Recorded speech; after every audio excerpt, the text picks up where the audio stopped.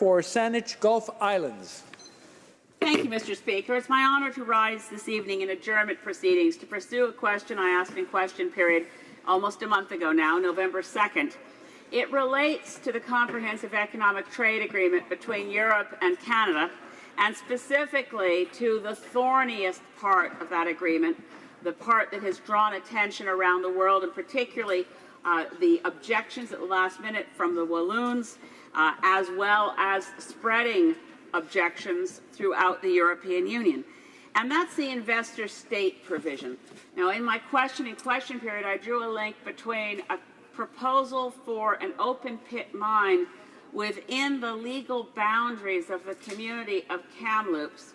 It's called the Ajax mine. Now, I picked that as a particular example because it's very controversial, being within the town limits, right near the school. This is a community that likes mining, has other mines, but is very concerned about this one. The reason it ties into CETA is that if CETA did not have investor-state provisions, there would be no particular risk in the fact that the Ajax mine's proponent is a Polish state-owned enterprise. If CETA goes through and is ratified by Poland and Canada, that company, should British Columbia's government do the right thing and say no to permitting the Ajax mine to go ahead, that company, being Polish, would have rights that a Canadian mining company would not have. And that would be to sue in an arbitration court against Canada for damages for a decision made with no trade motivation whatsoever. Investor-state provisions are poorly understood in Canada, which is particularly ironic given that we have been at the losing end of more cases than most countries, because the first investor-state agreement was invented as part of NAFTA. It's Chapter 11 of NAFTA, and Canada has been brought before investor dispute private arbitrations that are in secret. Chapter 11's arbitrations are entirely in secret, such as the dreadful decision that occurred when, on a split decision of 2 arbitrators out of 3, the decision of both the federal Conservatives and the provincial Nova Scotia Progressive Conservatives to refuse the most appalling project I think I've ever seen in my time in 17 years working at Sierra Club. I have to say that the open pit quarry proposed for Digby Neck, Nova Scotia, threatening the survival of the most endangered whale species on the planet, was a strong decision based on good environmental assessment. And to have that challenged with the proponent from the United States claiming $300 million in damages because it was turned down by John Baird at the federal level and the provincial government of Nova Scotia, is truly outrageous. Well, that's just one example, and that's Chapter 11 of NAFTA. Canada has lost many of these cases and had our laws overturned in Parliament. The more you look at this, the more you wonder why we don't understand better the threats of allowing investor arbitrators to make these kinds of decisions. I quote from Juan Fernandez Armesto, who's a Spanish arbitrator, who's quoted in a report called Profiting from Injustice. And he said, it never ceases to amaze me that sovereign states have agreed to investment arbitration at all. 3 private individuals are entrusted with the power to review, without any restriction or appeal procedure, all actions of government, all decisions of the courts, and all laws and decisions emanating from parliaments. Well, I have very little time left. Here's what I would like the Parliamentary Secretary to pursue with me. Let's get investor-state provisions out of the CETA. They're better procedurally than the ones under Chapter 11 of NAFTA, but they're not acceptable. The Honourable Parliamentary Secretary to the Minister of International Trade. Thank you, Mr. Speaker. I thank the honourable member for bringing her unique voice to this House.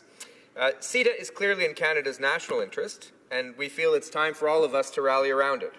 On top of delivering tangible growth for our economy and opportunities for the middle class, CETA will provide a strong foundation for Canada and the EU to demonstrate leadership on what is truly a progressive accord, a green accord, a health accord, and a labour accord. It also enshrines the right to regulate. The ICS provisions are something that the Trade Committee has looked at over the last few sessions. We will continue to work with the Committee and with our European partners as well. Mr. Speaker, international investment flows are a key driver of economic growth. European investments in Canada create jobs for Canadians and vice versa. These investments also create new trade opportunities where none have existed before. A comprehensive agreement such as CETA cannot ignore this crucial aspect of the economic relationship between Canada and Europe. CETA establishes a framework for Canada and the EU to build our already substantial investment ties. CETA's investment chapter is designed to give investors greater security, stability, certainty, and protection for their investments, and to secure access to each other's respective markets. There is no opt-out provision held by any party for any element of CETA. But CETA has been deemed a mixed agreement and therefore requires ratification as a whole by each individual EU member state for things falling within their jurisdiction. Only after all parties have ratified CETA will the ICS mechanism for the resolution of investment disputes become operational. While we know that ratification by all 28 EU member states may require some time, we are confident that this will happen. Once ratified by Canada, the EU, and all of its member states, CETA will provide Canadian and European investors with a predictable framework based on principles of non-discrimination, fairness, and transparency. Dans le cadre de l'AECG, nous avons créé un tribunal permanent chargé de régler. As part of CETA, we created a permanent tribunal to deal with dispute resolution. For the 15 members, the 50 members of this tribunal, will be named by the European Union and by Canada for fixed terms. And hearings and related documents will be completely available to the public. These improvements will guarantee that the dispute resolution mechanism will be fair and objective. None of CETA's provisions prevent the government or governments from adopting regulations in the public interest or from promoting public health, social services, public education, and the environment. This principle is well recognized within international law and has been clearly reiterated in the text of CETA. These improvements to CETA demonstrate our commitment to ensuring that this is a progressive agreement. All Canadians can consult the final version, which is available since July 2016, so that they can better understand this agreement. To the circumstances around the ISDS provision and application, I would like to quote CETA Chief Negotiator Steve Verheugen during his testimony to the House of Commons Standing Committee on International Trade when he stated, "Given the investment dispute resolution process will not be in place until all member states approve, we will not be able to use that mechanism, and neither will the EU."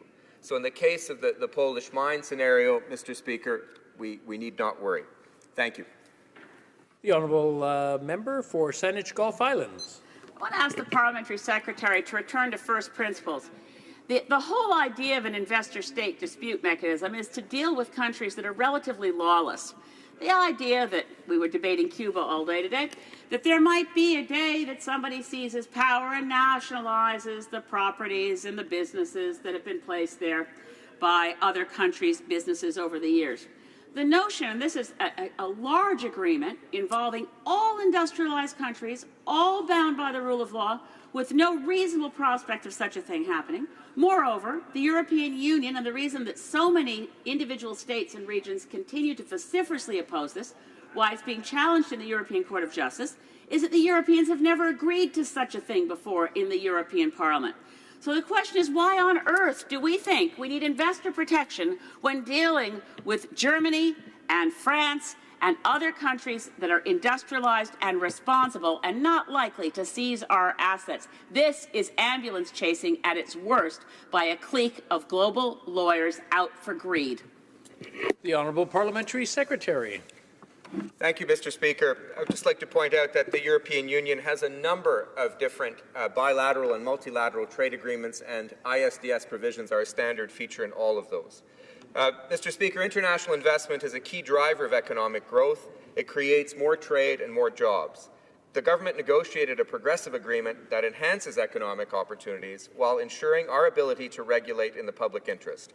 CETA will deliver benefits for consumers through lower prices and more choice. for workers through more jobs and better jobs, for businesses through reduced costs. Our government is committed to ensuring these important benefits for Canadians are realized as soon as possible. This is a landmark initiative ensuring our country's continued prosperity. Thank you.